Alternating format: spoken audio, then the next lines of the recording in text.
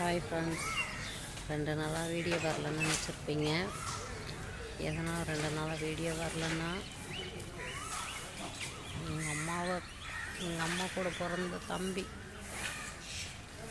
Accident ஆகிட்டாங்க. ஊருக்கு நான் திருச்சிக்கு வந்துட்டேன். இறந்துட்டாங்க. திருச்சி ஜிஹெச்சில் தாங்க இருக்கோம். இப்போது காட்டுறேன் பாருங்கள்.